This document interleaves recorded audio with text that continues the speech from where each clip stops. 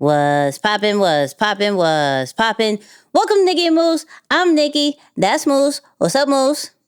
What up, y'all? And welcome to episode 72. And this one's called Independent versus Corporate. What is your strategy? We got a lot to talk about since we didn't talk last week with each other. So, of course, we're going to talk about Snoop Dogg buying Death Row, what this means, right? We're going to talk about Peloton laying off like 2,800 people. That's crazy. And then we're going to talk about this whole podcast breakup, but the business side of things, right? So we're going to have part 2 of the I Am Athlete. And then we may talk some more business talk about the machine. Should I be on the machine? Should I not be on the machine? Things like that. Moose, how are we feeling about this episode? Yeah. I like the idea of being able to speak to both sides of a situation. You know, like this. Do you get it out of the mud, stay out of the mud, just run with it on your own? Do you partner, collaborate, join a bigger brand? There's some pros and cons to both, and I think it's time to really just break this down once and for all. Let's get into this intro. 2 kids from Queens, cut from a different cloth. Now joining forces, helping you to elevate your personal brand. Yeah, I'm talking about Nicky and Moose, bringing you a never-before-seen perspective into the mindset, the mentality, the behaviors, the driving force, but more importantly, the stories behind the people and brands that you know and love the most.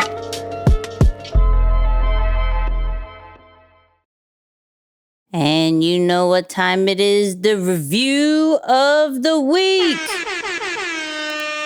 Now, we've been getting so much love on YouTube. I got to bring this one up. I sent this to Moose. He was like, oh, yeah, this is fire.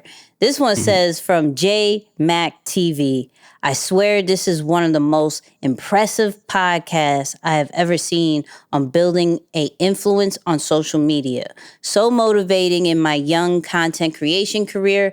Subscribed and definitely will be watching your content. And then one more, always of the chart. You both always bring the best, and thank you for Anthony O'Neill and the Nicky and Moose life-changing information to be a better you. I think that's a hot plate. Hammer and wrench, DNA, hearts, and 100s. The full emoji readout. I mean, some light, but shout out to everybody who leaves us a review on Apple Podcasts, on Podchasers, everybody who leaves us a comment on all our social media, especially YouTube, because we read them and we love them.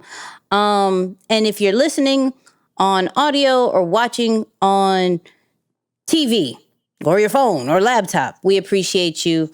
Welcome to the Nicky and Moose. Moose, how are we feeling? Yeah, feeling pretty good. I had a very eventful last couple of days. As you all know from my setup on the live show, I was out in Florida visiting the in-laws. So we came back midweek Wednesday, which is crazy because we're recording this on Saturday, but I feel like a lot has happened since I got back Wednesday. So it was cool. But, you know, really, really productive last couple of days. Today, I spent some time on the mountain. I was actually snowboarding. I took some videos. Maybe I'll send it if, it's I don't know. It was a blast though. You were in the mountains? No. Yeah. No. Yeah. So it was Black and Puerto Rican. I don't know. Yeah, I mean, I'm from Egypt. I know I'm not supposed to be doing that either, but you know. But y'all could do that in the sand. That'd be fun. That. Yeah. I seen that. It's a little different situation on snow and ice, but it's fun. I got into it when I was younger. One of my really good friends, his older brother, was like big on boarding, and ended up taking a snowboarding with him one time, and I kind of just hung with it. So figured 10 or 15 years later, I'm still at it. But it's beautiful, man, just to be Yeah, I don't know. I think you would enjoy it. Just like from the meditating vibe, like it's so cool to be out in the woods, on the mountain, and super chill. Yeah, it's fun. It's Okay. fun. All right. Yes. Listen, I will I'll just agree with you. I don't know if I'll ever do it, but I just agree with you. You feel me? Snow tubing. Yeah, no. I don't see myself doing that. No, no. But maybe one day. I'm not gonna say never. I'm never gonna say never, but just don't see that in my future in the next couple of weeks. That's what I'll say. Next couple of weeks. Definitely don't see that. You know what I mean? For me, I guess we made a big stink to Cox Cable when I said it on the podcast because I got like 2-3 calls from higher ups, DMs. Oh my God, no, Nicky, you okay? What's happening? Whoop-de-woo. They send somebody out, right? Got a whole new line to upstairs. They were like, okay, we see something wrong. This feels like it got water in it, so we're just gonna run a whole new line, tack it to your wall. We're gonna make sure, like, we see that it was down for so long, so we're gonna actually give you credit for this amount of time. So they made it right. I will say that they made it right. So shout out to Cox Cable. You know what I mean? So I could respect that. I could respect that. If you try to make it right. Social media is powerful. Yeah. You know what I'm I promise you, because I was like, there's nothing wrong with it now. There's absolutely nothing wrong with it now. But let us look into it. They found something, I don't know if it was. They set up a new wire. They said, what did they say? They said a lot of it was on their end for January. Because for those who don't know, I was down and out majority of January, and I was like low-key depressed. I was like, oh my God, my life, what am I gonna do? What can I do outside of, it makes you rethink life. Like, what am I supposed to do outside of online? Like, how do I gotta figure out different ways to make money. It was so crazy. Weird. It was so weird. But I'll say shout out to them for now. But let's get into this episode, and the very, very first part we're going to talk about is Snoop Dogg acquiring Death Row.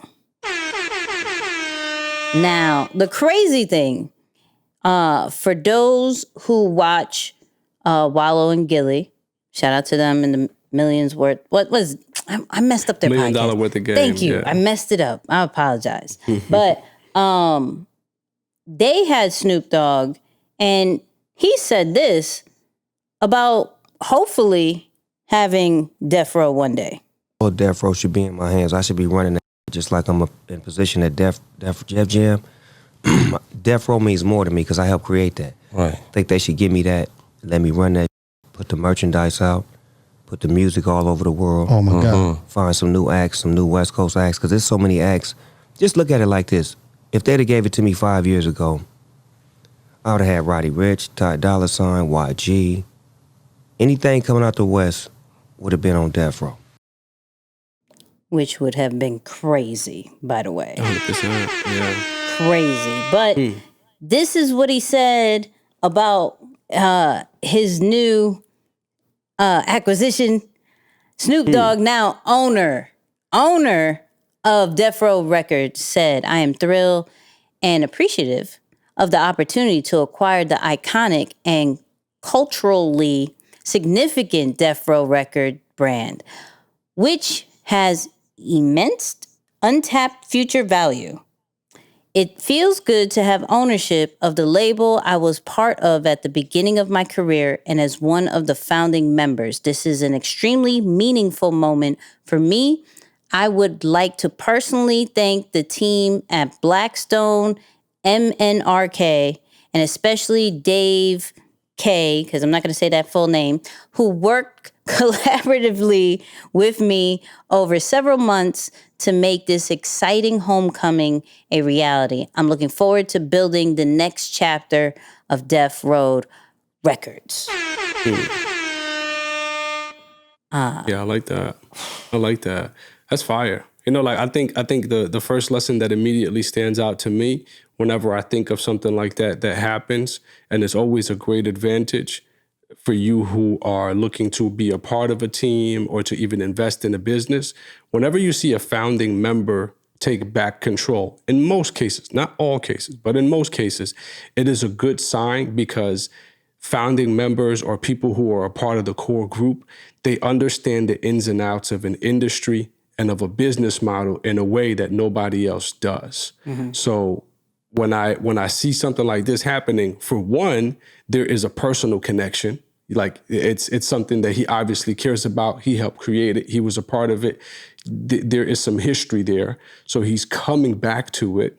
And then, of course, you look at where he's at today with the influence and just the status that he still has amongst the hip hop community, still super relevant, still very respected in the game amongst a wide variety of artists. So I think he is going to bring a lot of value to that because it almost makes it, I want to say, hot again. It makes it, relevant again because it's like, oh, Snoop is a part of it. And I'm sure a lot of artists are going to want to get behind that because he being an artist, he knows maybe the do's and don'ts that can help someone's music career. So for me, whenever I see something like that, I think of it from a business standpoint, like this could be a good sign because you're getting someone who understands the ins and outs in a way that nobody else does, that's now in control of it. So you can expect some good things from it.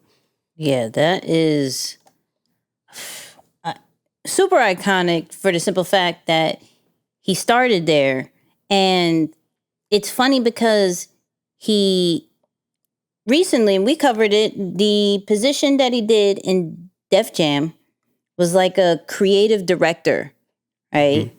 And I think what is great, and I don't know if this was planned, was he probably created that in a very iconic record label in itself. Def Jam is huge, in order to prepare for this acquisition, right? I don't think this was just spontaneous.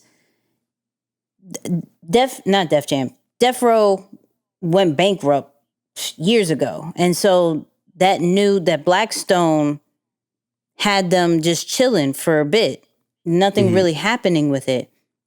So I think once Snoop got some experience truly being an exec and a huge role in a record label, I think he was like, yo, I could do this, right? I could do this for the West Coast. So I appreciate, what he's doing, the whole ownership, where I started, I'm actually now owning now. Low key, I want to know what Suge thinks, but that's neither here nor there. That's neither here nor there. I think this is a great way of what we knew of Death Row can now continue with a more positive light. You feel me? With a more positive light, because there's some craziness that happened with Death Row, but I think this is a good look for it. Congrats to Snoop. Huge congrats, because I think that's big for him. Because he's an owner in a lot of things. He's doing his thing right now. He's doing his thing right now. It's crazy. He's doing his thing. And just to speak to our title too, this in a way is like a reversal of someone or a concept that was corporate being brought back into independent. So there are some examples on the show today where you see people going from independent to corporate, vice versa. I think this is a connection to that too. It's like it was corporate, it was a part of a bigger conglomerate. Now it's brought back and it takes that independent format. So it happens both ways. Either. Now, another recent thing that caught my attention, and normally we wouldn't talk about this, but this is very interesting. So, Peloton has been on the news for a little bit because they pretty much laid off about 2,800 jobs, like crazy, right? However, there is a particular job that is non-negotiable. They're not getting rid of. And it is the popular instructors that we see all over social media, that we see if you are part of the Peloton family, which I know I am. Those lovely instructors that kick our butts, they're getting paid $500K a year. Crazy. That's crazy. And I found this interesting because this is a product like business, right? Mm-hmm. Peloton has, what is it? Bikes, treadmills, apparel, just everything fitness, right? Yeah. But the fact that this faceless would have been a faceless company because of what they sell has now found a way to put personality and like real human beings that people are really like love and like hate at the same time because they're pushing them to like almost throwing up. But like it's a family based off these particular instructors that they're saying, oh, we can't get rid of you. You guys are the reason, one of the main reasons why this is still going. Now, and you would know this more as far as, you know, there's been talks of like Amazon and Nike picking up Peloton too because of whatever. Moose could probably talk about that. But what I like about this is a model for those who are trying to figure out what's going to work if I am not the face of my company, if I am not the one in front of the camera. What do I do? Find people who could truly represent your brand and that people connect with. Like, people connect with these instructors. They see them all the time. It's like, okay, where is this person? Where's that person? What are they doing? This is humans connecting with humans. Yeah. So I ain't surprised that Peloton is saying, here's a bag. Hello. $500K because of you. People are buying more Peloton stuff. People are wearing the gear because you wore it in the class today and you talked about how comfortable the pants were and you did this, that, and the third. They have true influencers in their own company that work for them. So my whole thing is like, how do you create influencers in your business? Yeah, that's good. That is good. I think you hit it right on the head once you kind of close with that right there, that they have influencers who are working for them and they help promote them. That's the part that I enjoy about Peloton. I think from a business model standpoint, there are some pros and cons to what's happening to them recently. But from a business model standpoint, they remind me of Tesla in the fitness industry. So if they can raise more money or just keep cash flowing through their doors, they're going to be okay. I don't think they're too big and too popular and have too much social influence to get wiped out completely. Yes, there are some cutbacks and drawbacks, but for those who own a Tesla, my brother-in-law got a Tesla, so I just learned about this recently. When we were down in Florida, I drove it for the first time, really cool car. But I was like, oh, so what about the self-driving feature? And he was like, oh, no, that's extra. I said, wait, what do you mean that's extra? He said, no, so you pay for the car and the self-driving feature is a subscription. That's a subscription? Like, it's a subscription. You can pay for it up front, $12,000 as a lifetime, or you can pay, I think, $300 monthly and get the self-driving feature as a subscription.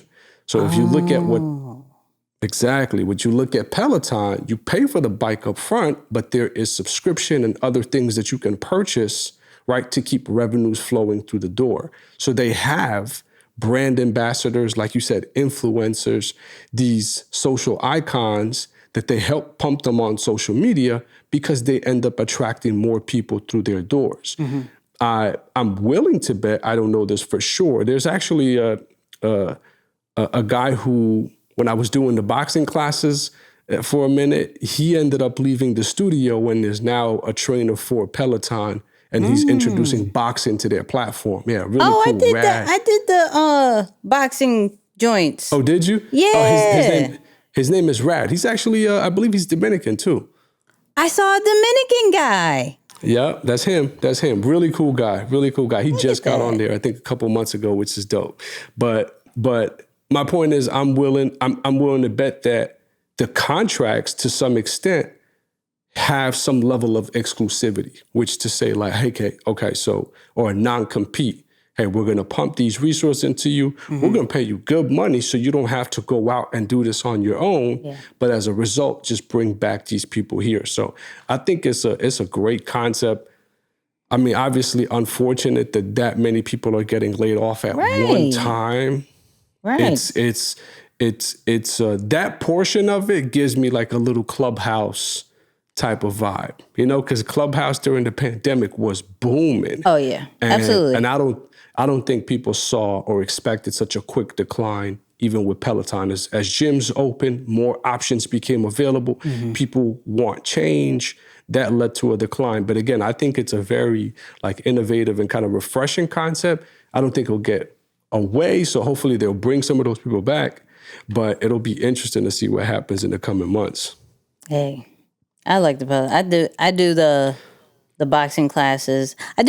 The funny thing is I do all the other classes, but the biking one. The biking ones. I do like the scenic routes with the biking stuff. And then I do like the meditation, I do the boxing. They have a dancing one. They have a strength one. They have all these other ones. I was like, why am I only subjecting myself to this one that hurts my butt? I'm not doing it. Good. I don't want to do it no more. So that's a fire question though. Just for this segment at least. Why are you doing everything else but? Oh no. Not the don't do classes that hurt your butt one. Not that one. Not that question. Not that question. You were like, that's a fire question. I was like, wait, what? No. I'm talking about the original question you posed, which was, do you have influencers in your business? I'm like, now that right there. Oh, okay. Not the buttocks paint. Not that one. I'm talking about But okay, so they're low key trifling too, because you can't use their programs unless you subscribe.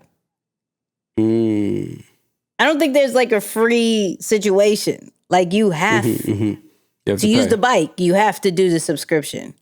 Yeah. So, but do you see from a revenue standpoint what they're doing? Though it's the same thing, like I said, as Tesla. You pay for the bike, and it's a pretty price too. It's a couple $1,000. There's no. Oh yeah, the Peloton is disgusting, but with the bike at least. I don't know about the treadmill, but there's no one-time thing because like Tesla has 12. I've looked it up. It was like 10, 12K. Right. Because I was like, I already figured out my blue little Tesla that I was going to get. Boop, boop, boop, boop, boop. I was like, yep, self-driving. I don't want to drive. Boom. Right? I don't care how much it is. Right? And then I looked. I was like, I make hair. It's like, actually. I make hair a little bit. Right. Just a tad bit. But there's no option of like, boom, buy the bike and have the programs for the rest of your life. Nah, you have to pay subscription. So subscribe. That's a forced subscription model. But I ain't mad at it because if not, you spend all that money for no reason. But their classes are good. I will say that. Their classes are dope. Really, really dope. Especially their meditation. I've been on this meditation vibe like for a few months now. I seen you. Yeah. No. Yeah, seen you. It's a thing. But shout out to Peloton. Timmy. All right. So, for some reason, you guys love when we talk about podcasts that break up, podcast networks that break up, whatever it is, y'all love breakups. So we're going to do a part 2 of the I Am Athlete breakup because there has been more information that surfaced that we found should be talked about from a business side, right? The Chad and Fred and Ryan, the new Pivot podcast, right? They actually did a interview talking about, well, I'll just let you guys listen to it.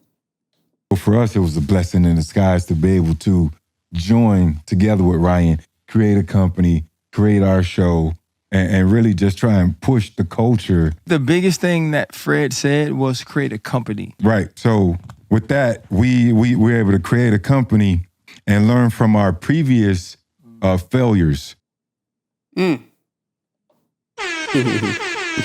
So now, if we can remember that episode where we originally talked about the I Am Athlete breakup, we both, me and Moose, assumed that the business just wasn't right.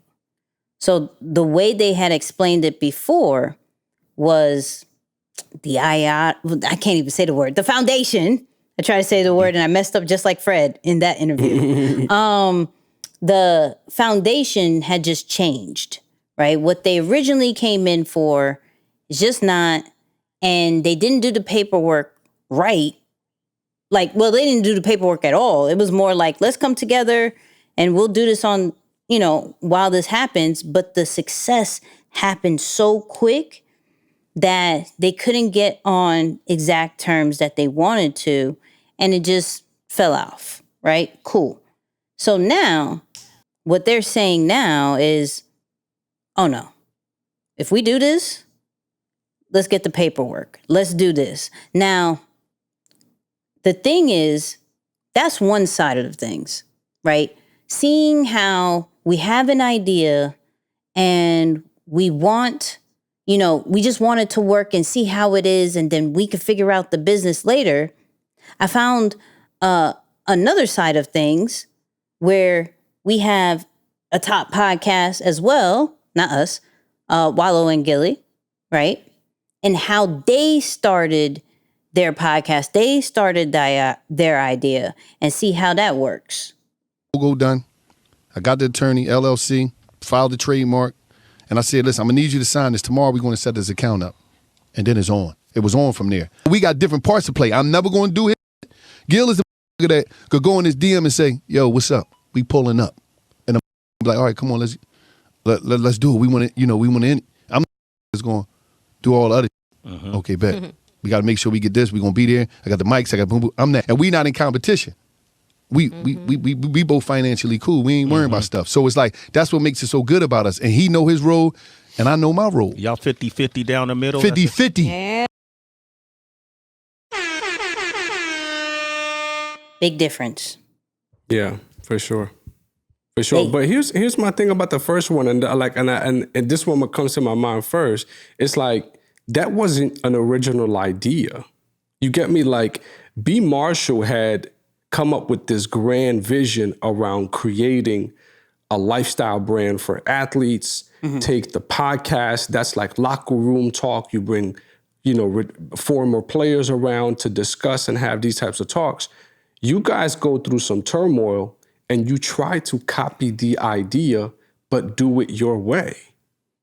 So it's like, you know what I'm saying? Like, and I'm not even knocking the move. I'm just saying, I don't know that the same passion or reason that B. Marshall started with exists here. You're just doing it as a way of like, okay, let me just do that because it's something to do.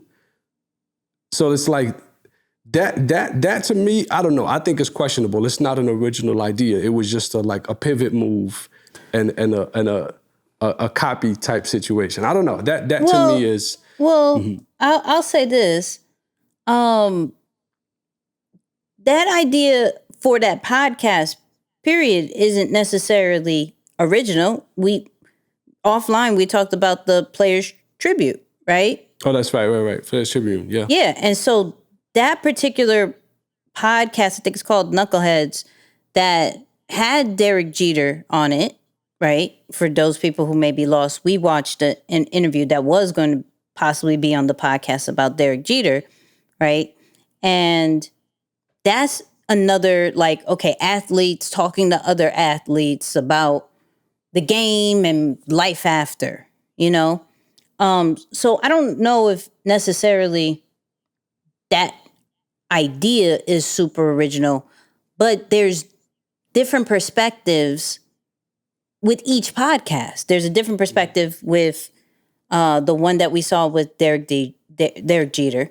There's a different perspective with I Am Athlete. There's a different perspective with The Pivot, you know, and the crazy thing is when we're looking at the comments that we got on our videos, there's a lot of people that was like, yo, I love both. I'm not going to not watch one or the other. Like, they both are pretty good. So I was like, to the original thing.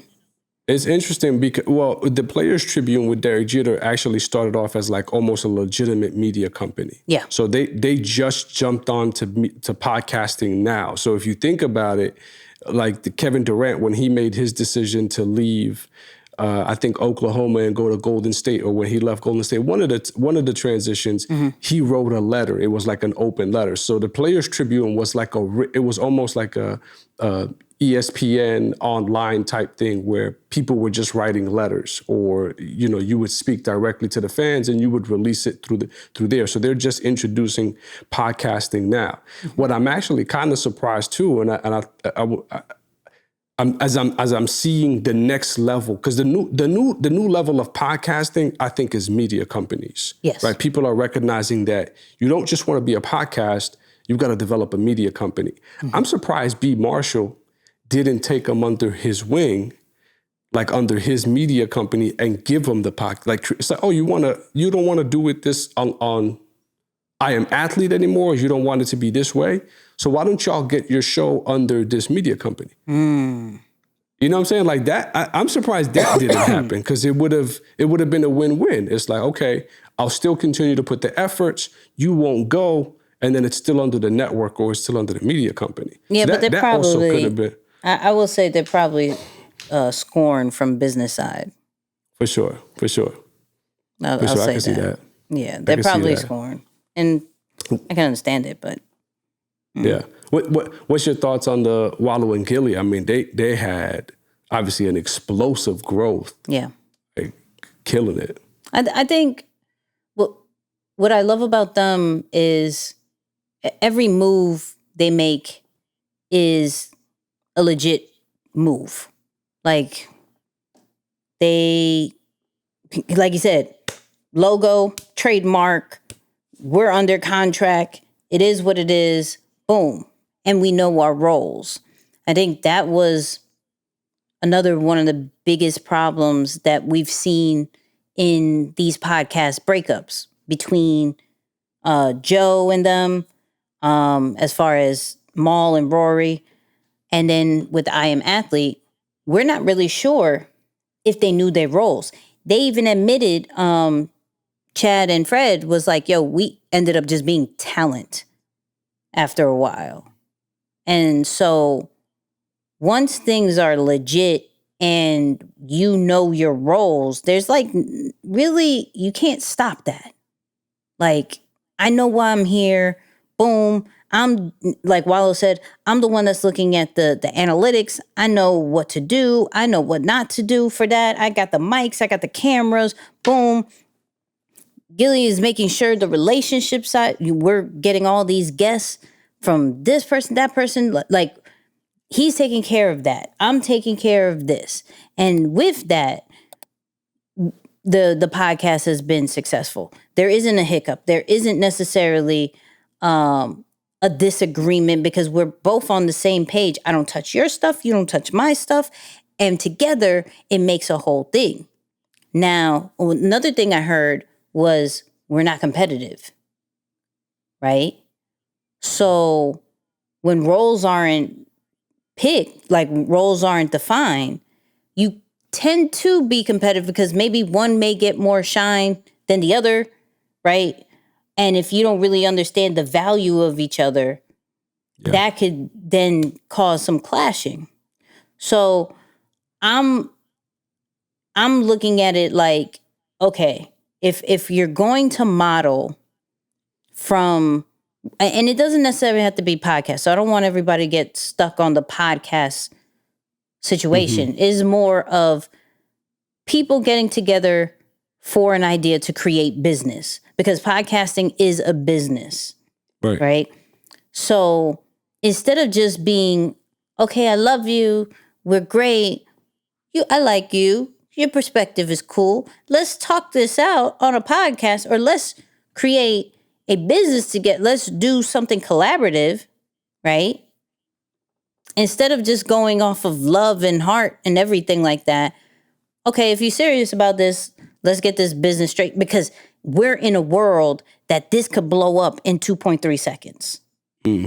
This can go, and then now we're given a guap of opportunities and money, and one may feel more entitled to have it than the other, yet this is an equal situation as far as you hear this name, you see these people, or you talk about this particular media situation, you know these people are involved.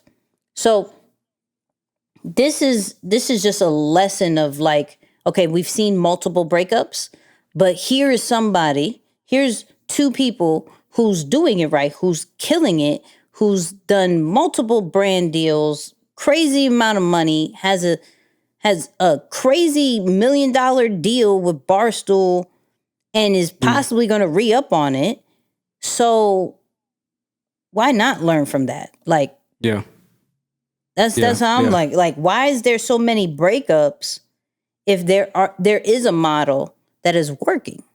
Yeah, without a doubt. I mean, and I'm sure I've mentioned it multiple times on the history of our podcast, but role awareness is one of the most important elements of any successful collaboration. Yeah.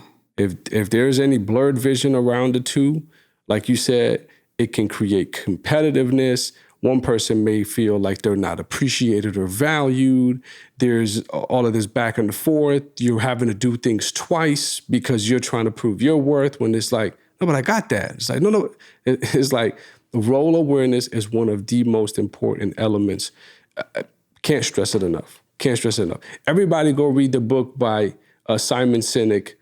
What's the name of the book? Oh, Start With Why. Start With Why. Great book. But he talks about in that book how every why person needs a how person. And it shows you the importance of having a difference in your role, or a variety in your role, or specialties in your role. Meaning there's someone who is maybe the visionary, the why, he comes up with the mission or the idea.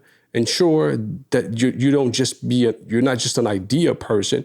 You have different responsibilities when the business is out of idea stage, but there's also a how person who's operational. He thinks through process and how things should be done. So it shows you that every successful company, and then I love the book because he gives you different examples of it.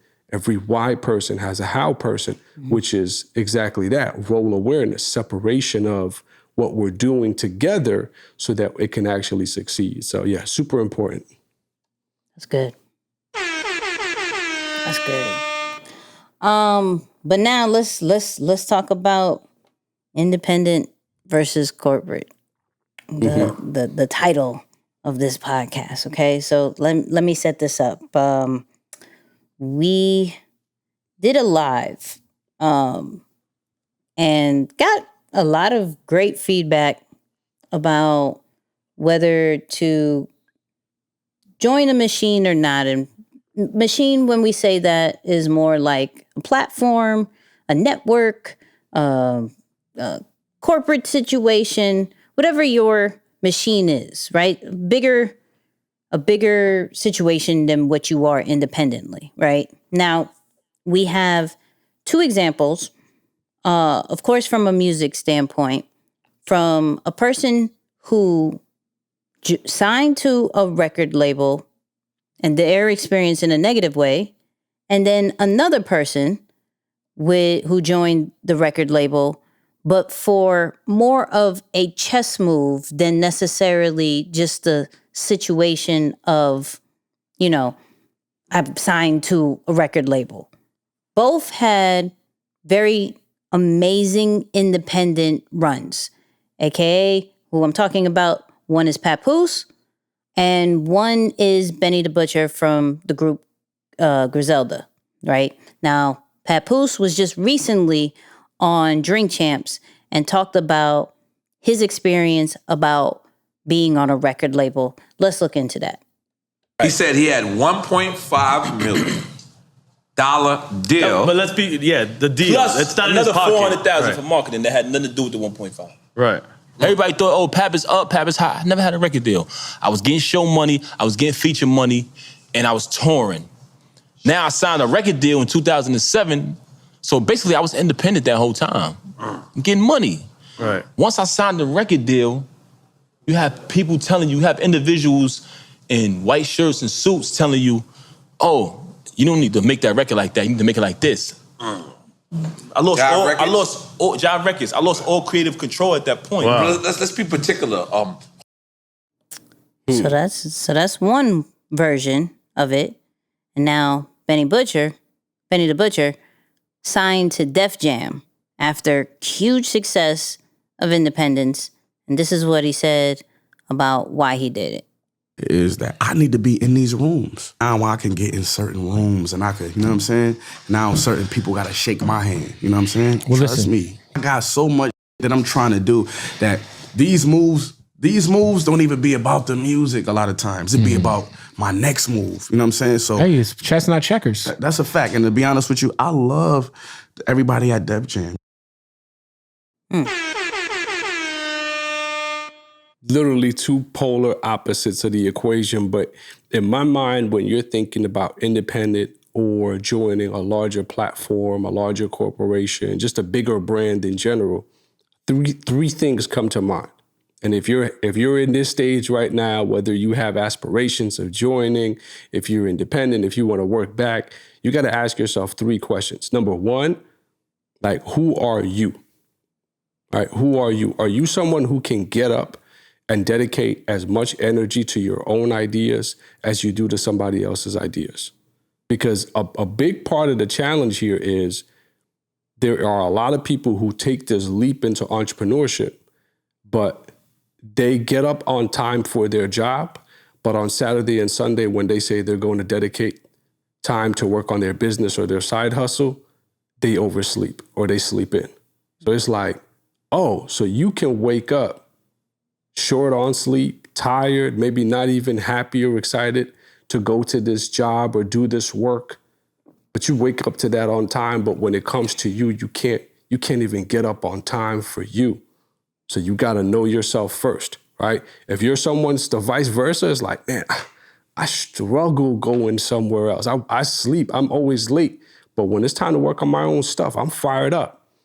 Like I'm ready. I'll stay up late. I'll wake up early. Then you're definitely more of that independent person. So that's the first part you got to figure out. Who are you? Number two, what does your end goal look like? Right? What does your end goal look like? Is your end goal going to be completely in by itself? Or does it need something that you don't have right now? I love what he mentioned there, right? I need to be in the room. I need to see what's happening. And we made an example to what Snoop did. Got that creative director role. Was it with Def Jam, I think, too? Mm-hmm. Yep. Got that role with them, learned, got his experiences of what the big corporations do, took it back out. Now, most likely will utilize those resources in his independent opportunity. So it's what does your future look like? And then lastly, you got to know who you're going to bed with. And that's a tough part. And that's probably the biggest part because everybody in the beginning is going to greet you with open arms. They're going to pull the chair out for you. They're going to give you a clean, this and that. They're going to show you the best parts of themselves because they're trying to get you on board.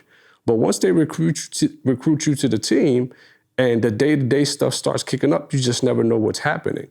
So I think between those three things and that last one, most importantly, that should help you to make a decision just from a personal standpoint. There are some other variables that I'm sure you can speak to, Nick, from, branding or even the business standpoint. But this is the personal standpoint. You gotta ask yourself those 3 questions or figure those 3 things out before you even make the jump to either one of those concepts. Yeah, I think more what I love about these 2 different examples, how I saw it was one just went literally for the music, right? One matched with the machine, thinking this is going to get what I have right now more popping than it is. Where the other situation with Benny was, this is not about the music. This is about, I have a lot of things I want to do after music. I need to get with these connects. I need to get with these particular people and know them from a movie standpoint, from a merchandise standpoint, from a marketing standpoint, from a sports standpoint.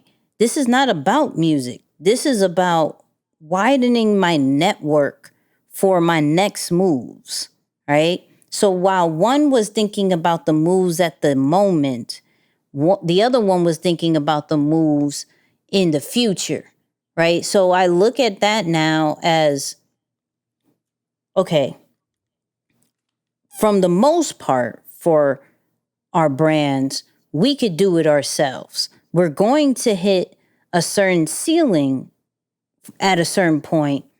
This is where we may assess if we need to collaborate with something of a machine, whether it's a network, whether it's a label, whatever your machine is, right? However, are we only going in it for what we're doing right now, or can we collaborate with somebody who can help us with the right now, but with the future as well? So, an example of like us, okay, cool. Can you help us with the podcast now, but can you help us create something bigger and get us in the right rooms with somebody who can go more towards a company, building a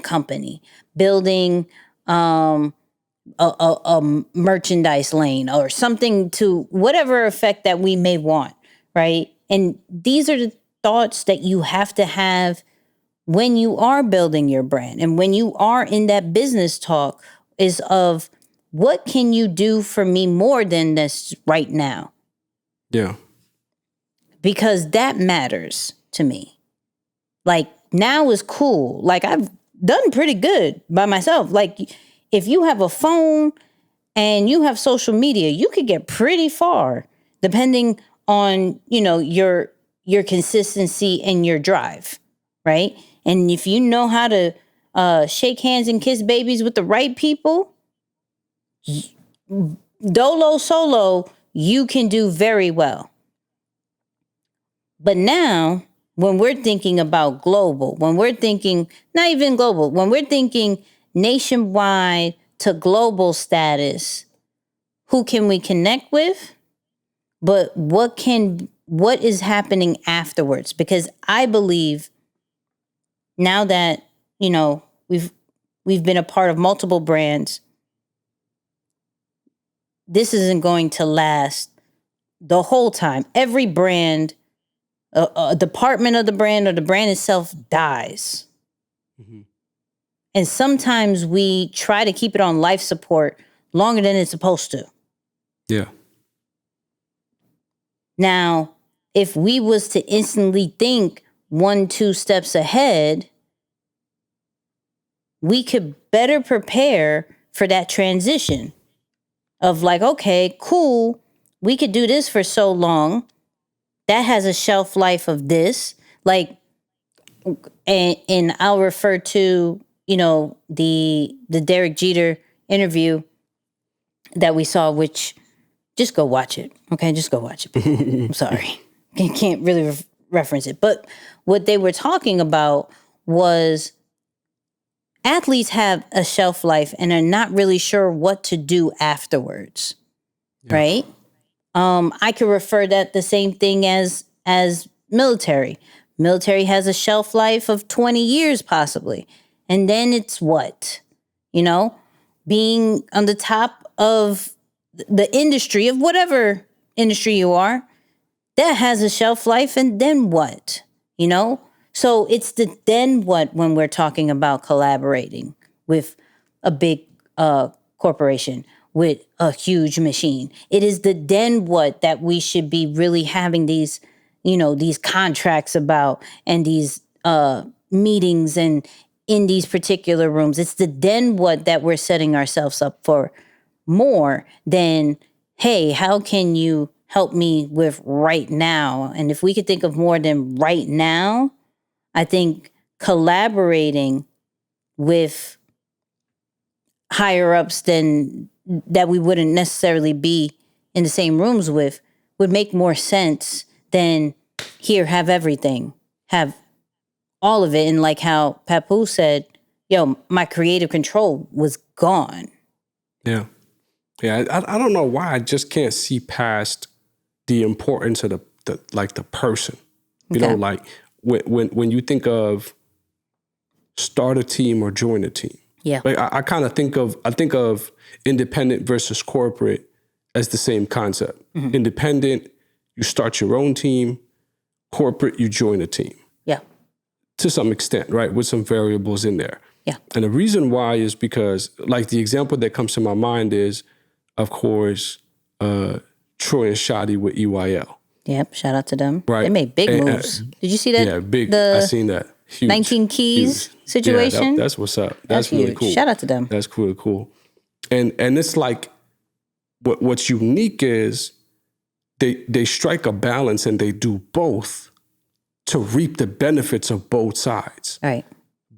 But I feel like they really know themselves enough to know, like, I know who we are, but I'm going to continue to use the advantages of what collaboration does bring, or what corporations and quote unquote joining a team does bring, to keep etching me closer to the next step, but always with a back door open. Like, I'm joining your team, but I know that the back door is open for me, that I could leave at any moment, or if not at any moment, because the contract is in place, I can leave at least when the contract expires. I have the opportunity to reevaluate my opportunity and leave. Mm-hmm. But are you that type of person? And that's why I'm just saying, like, at some point, we just got to have that honest question with ourselves. Are you that type of person who can truly drive direction, can see what's the best move, what's the best alternative? You have the determination and the desire to go through even the harder ways and maybe not take some of the benefits or the handouts or the shortcuts that are handed to you through collaborations and corporations? Or are you someone who's just like, either for leverage reasons or just because it's not in your style to have to do so many different parts that you're like, you know what? Why stress myself out? Right. I'ma just take, and it's like, if that's your person, then I think you need to do what is best for your person. Not so much based on the perception of what independent versus corporate may seem, because some brands do a phenomenal job of making corporate seem very sexy. Mm-hmm. Nipsey Huddle. Boy, oh boy, it's late. Nipsey in the huddle. Nipsey Hussle. Yeah. Nip did a phenomenal job of making independent really, really attractive. Mm-hmm. But when that timeline ran out and he saw that the next door was through a deal or a record label, he did take it. Mm-hmm. Right. So I'm just saying, like, I think there is pros and cons to both. Yeah. Which one you should do, you as a listener, which one you should do, you who is watching, think of you and have that honest conversation with yourself. And it's like, yo, who am I? Am I that person who can, like I said, carry, innovate, go and enjoys the hard knock life, if you will? Or am I someone who's like, nope, let me be diplomatic with this. Let me leverage and use collaboration key with a long-term picture or something like that. But some people might be missing out opportunity trying to chase independence when you have some phenomenal collaborations or people wanting to work with you right now. Yeah. So it's like, I think it depends on the person. And well, I think it depends on the person and the goal. Yeah. You know, the goal is super important. And of course, the ownership part is very important. Like, we've seen certain situations where if it is a Wallo and Gilly or a Nipsey, both situations have kept what is theirs. So Wallo and Gilly, their podcast, they completely own. They don't give that to Barstool. It's more of a partnership. Nipsey, the masters, all money in records, that's his, right?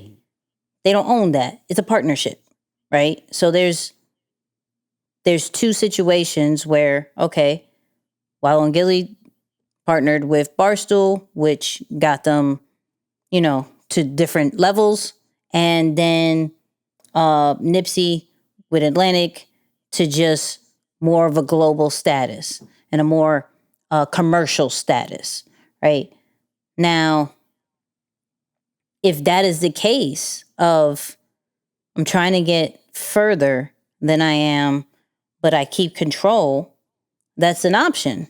I think that's one of the things that if we was to ever do anything, that's going to be one of my situations where it's like we keep ownership of this, right? I there's more examples coming out, more and more of partnerships than rather let me own it. But now we have seen, especially in the music industry, where there's certain contracts where the record label has the masters for a certain amount of time, and then when that time is up, they give the masters back to the artist. Now that's another situation of while we're dealing, you could have it while we're dealing, but once this contract is a wrap, I own it back. I think that's fair too, because it puts that you have skin in the game as well, and you're not just trying to take advantage of the situation. So I can respect that too. What I quiver over is those full control situations. Just because we've seen those things without no equity, without no real skin in the game. It's just here. I'm just happy to be here. You gave me a check. Praise God. Right? And when you do things just for a huge check, it is, it could be beneficial depending on why you need the money. Right? When we talked about the YouTube stars, there was some that sold some of their videos for a chunk of money in order to start a business. So some people are okay with, you can have this. Like, you can have this particular IP. You give me a chunk and I could create something more. I'm cool with that. That's what I'm saying. It just all depends on the goal of why you are getting into corporate's bed or why you're getting into a particular collaborative situation. It's more on, if I truly understand the vision, then I'm good. But if I'm just doing it off of this is what I'm supposed to be doing, that's where I'm like, I don't know. Now, granted, if this was me 2 years ago, I would probably not be talking like this. I'd be like, the opportunity is great. Well, you could work your way out of the opportunity. It's amazing. And then, come back a few years later and say, I am very sorry for telling you this. I think it's all about being strategic and understanding the goal about this. And not 100%. Just, hello, I'm in the room with these particular people and you're not. Do you know how many people would love to be here? That's great. You deserve to be here. What are you talking about?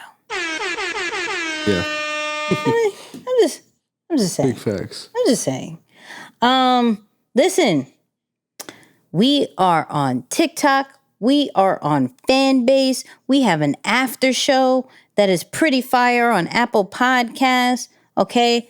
We're on all social media platforms. We're about to hit 5,000 subscribers on YouTube. I say all that to say thank you to those who have followed us. Thank you for those who have subscribed to Fanbase and Apple Podcasts. Both are available for you for exclusive content as far as our thoughts and extra strategies after this show. But Moose, are you ready? You ready? Ready for your solo? Yeah. Ready for your I'm solo? ready for the solo piece. Yeah. Okay. Final words. Yeah, I read something this week and it plays off of the idea of what people used to say in the past around their gift. But it said the difference between passion and purpose. And passion satisfies your ego because it's what you like to do. Purpose serves other people because it's what you're called to do. So if you're stuck between a rock and a hard place this week, choose your passion, not your purpose. Damn, I meant to say your purpose. But, oh well, you mess up sometimes. It works. Choose your purpose, people. Choose your purpose, not your passion. There you go.